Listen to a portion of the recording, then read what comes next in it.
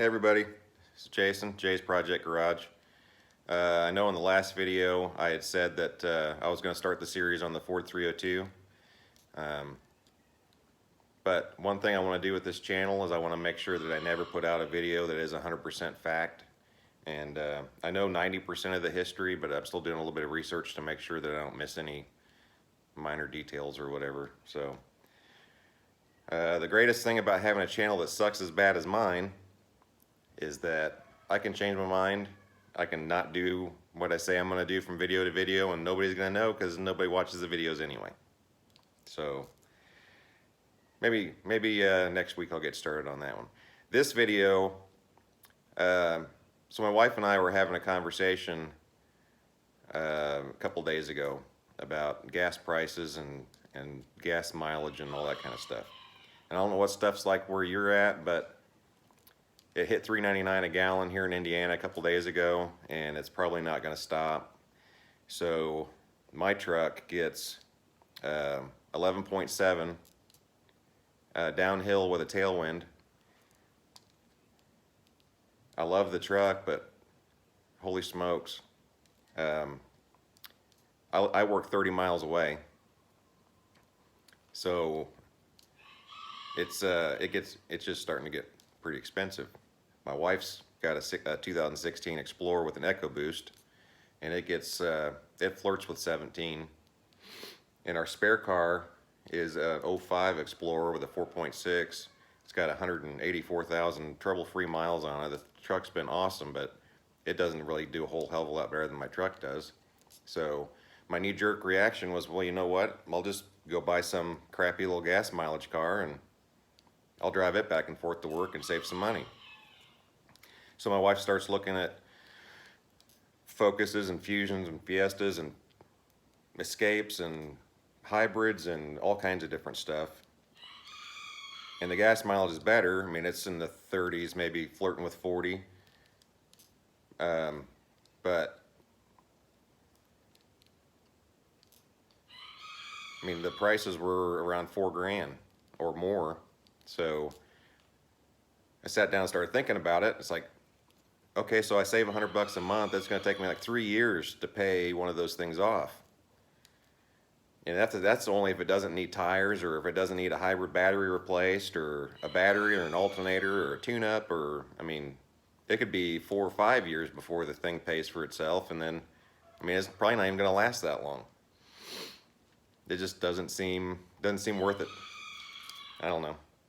So started thinking about the cars that I've already got. It's like, you know what? My old 66, when I first got it, had a 6-cylinder in it, and it got 25. It's like, you know, I could take the 6-cylinder and swap a T5 into the 65 and get 25, 28 maybe.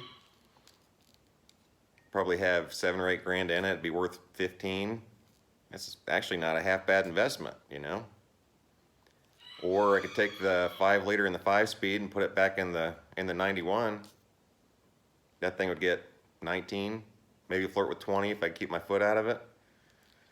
And it'd be way more fun to drive than my truck. I mean, I don't know. I don't know what I should do. Just bend over and take it like a man, or I don't know. All right, something else that came up is I was watching Richard Holdner's video, and he was talking about how much the Coyote 5 liters cost. So I work in the body business, so I get discounts from LKQ and all them. But I just got on LKQ's site, and I wondered what retail was on a pull-out 5-liter. So I'm looking, and they range from $3,600 to $4,500. Man, that seems awful high. And I might get, 15% off that, which isn't bad.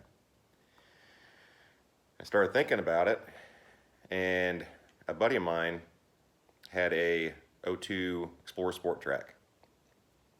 Now, I had bought my daughter a Ranger with a blown-up engine, and I was going to pull the engine and fix it and put it back together, and that was going to be her first car. Well, then the Sport Track came up. The engine let go in it. It was timing chains. And he said, hey, you want to buy this thing? And my daughter's like, oh, it's got leather seats and it's nicer than the Ranger. And it's like, okay. So I paid 800 bucks for it. I get it here and start looking over it, and the CV shafts in the front are goofed up, and it needs tires, and it needs a lot. I mean, option wise, yeah, it's nicer than the Ranger, but it was going to cost me more to fix it. So I talked her into the Ranger. That was 3 or 4 years ago, and she's been absolutely, she loves it, loves the truck. So anyway, I got this Sport Track sitting here that now my daughter doesn't want, and I've spent 800 bucks on it. So I put it on Facebook Marketplace for what I had in it. And people were wanting to buy the tonneau cover off of it, and they were wanting to buy pieces, but nobody wanted to buy the truck. So it sat for about a year while I was thinking about it. I was like, you know what? I'm just going to part the truck out. I wound up making, I think, 2,500 bucks on the truck, and got to keep the engine for spare parts for my daughter's Ranger, and I got to keep the 410 disc brake 8.8 that I'm going to use in the 65 eventually. So those parts were free, and I made money. So back to the 5-liter. A buddy of mine bought I think it's a 2011 F-150 5-liter Coyote automatic. I think it's an extended cab. Had a cap on it. Had, I think, right around 200,000 miles on it. It's actually a pretty decent little truck, and he only paid 3,500 bucks for it. The deals are out there. You just got to be patient and look. Now he put tires on it and changed the oil and did a tune-up, and he's been driving the truck for a couple of years now, and it's been great. But you could do the exact same thing that I did with the Sport Track. Parts for that truck are actually worth some money. So you part it out, maybe $2,000. Then what do you got? 1,500 bucks and an engine transmission. That ain't bad. That ain't bad at all. So I'm actually kind of thinking about going that route for the 91, just Coyote swapping it. But I don't know. I'm an old school pushrod guy. I'm having a hard time talking myself into putting something new or more modern in it. I don't know.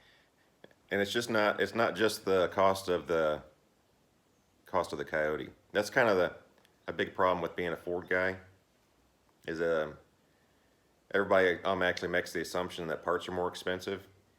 If Ford parts are more than Chevy parts in the catalog you're looking at, you're looking in the wrong places. Because honestly, I could build a 351 Ford for identical money to a Chevy 350, and it's going to make pretty much the exact same power. It's not rocket science. There's more than one way to skin a cat, and there's more than one place to find the parts. I buy a lot of my stuff from competition products. I think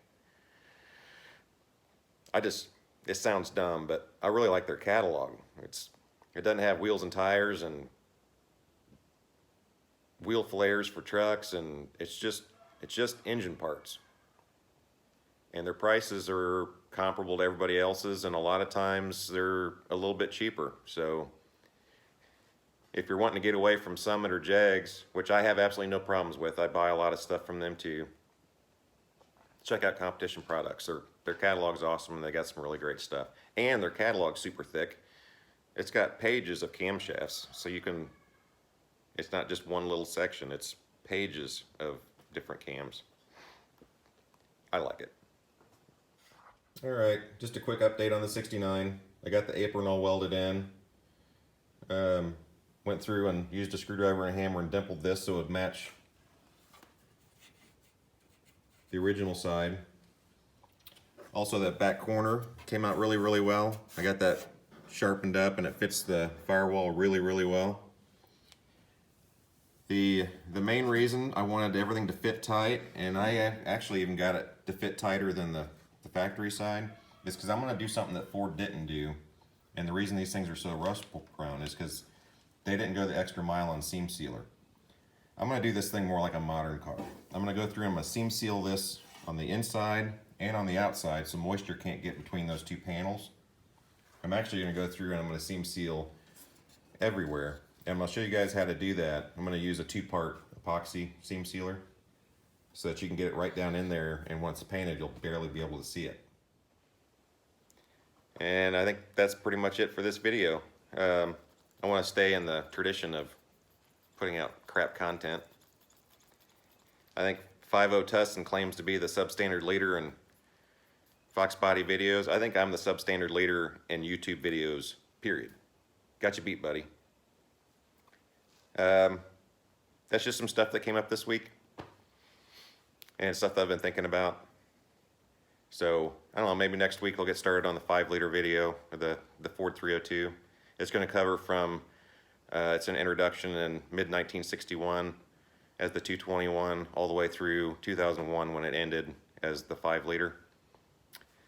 But it's probably going to be, like I said before, it's probably going to be a multi-part deal. Hopefully I get some views on that one. I think it's going to be a really good video. It's going to be, I'm going to try to make it as informative as I absolutely can, but that's it. You guys have a great afternoon, and I'll see you next week.